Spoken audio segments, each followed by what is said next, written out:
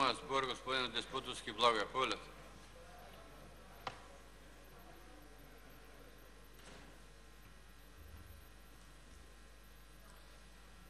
Благодарам, председателе. Јас се пријавив да дискутирам по ова автентично толкување само од една причина, затоа што на почеток кога го донесовме законот за трансформација во редовен работен однос, прво што ми падна на памет како кичевчанец беше дали 317 работници од РЕК Осломеј кои работат преку агенција, некои од нив над 8 години, некои минимум 3-4 години работат, дали ќе им се трансформира работниот однос, затоа што овие работници секоја година, пред нова година, се јавуваат да прашаат дали ќе им се продолжи договорот, што ќе биде со нивната судбина, го блокираа и патот за РЕК Осломеј на пред известно време, затоа што судбината им беше неизвестна. На почеток, кога го донесовме законот, многу од правниците што ги прашав ми рекоа дека не ги опфаќа и тоа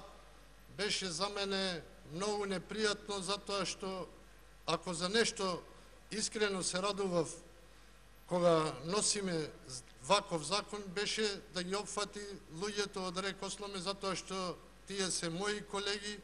затоа што со нив работев додека дојдов овде и ќе работам од кога ќе си заминам од тука, и мислам дека добро е во време кога јас сум бил пратеник, кога бил овој пратенички состав, да им се реши статусот, затоа што, верувајте, 99% од нив се работници, сите се со средно образование, машинобравари, електротехничари, ракувачи на градежни машини, тоест луѓе кои имаат своји семејства, кои доста придонесуваат во работата на РЕК Осломеј, а сепак, покрај тоа што не им беше решен редовниот работен однос, земаа плата за истите работни места на кои работат, земаа некаде 2 до 3 пати помалку плата од работниците во РЕК Осломеј. И знаете, обично, кога некој работи на исто работно место, се споредува со тој што е со него. Исто како тука во парламентот некој да зема поголема плата, некој помалку, истата работа ја работиме. Цело време, додека ме сретнуваа во Кичево, ме прашуваа што ќе биде со нив и како ќе го решиме статусот. И сега дојде време во наредниот период да им се реши статусот, што ќе значи за нив многу, за нивните семејства, но исто така и за градот Кичево, затоа што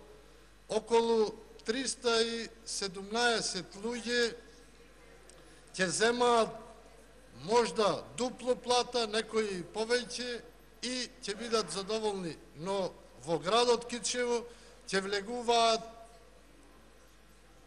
5 до 6 милиони денари месечно повеќе, што е многу, можда и повеќе од тоа. Мислам дека и кичевското стопанство, трговија и така натаму ќе има корис од тоа. Но исто така, како вработен во Елем, поранешен вработен во Елем и во Иднина, таму ќе работам, морам да спомнам дека и во РЕК Битола има над 230 вработени, што исто така, како овие што ги спомнав, моите колеги од РЕК Осломеј, не им беше решен статусот, со овој закон ќе им се реши и нив статусот, а исто така верувам дека ќе им се реши и на стотици други работници, ангажирани преку агенции за привремени вработувања во државни предпријатија, институции, во предпријатија со претежно државна собственост, и мислам дека со ова државата покажува дека се грижи за сите вработени кои допренесувале во минатиот период за работата на најважните комбинати во сферата на енергетиката. Јас да упатам од тука само едно мое лично барање до сите вработени во ЕЛЕМ, за кои сега со овој закон ќе им се реши статусот, да побарам од нив да се ангажираат што е можно повеќе на работните места, затоа што, знаете, РЕК Осломи и РЕК Битола работат долго време, веќе квалитетот на јагленот не е таков како што бил порано, значи сега треба многу повеќе работа за иста количина произведена електрична енергија и мислам дека секој од овие нови вработени ќе може да даде уште поголем придонес за да електростопанство на Македонија работи успешно во наредниот период. Уште еднаш им честитам на сите работници кои по овој основ, со ова автентично толкување ќе го решат својот статус и им посакувам во наредниот период успешна работа. Благодарам.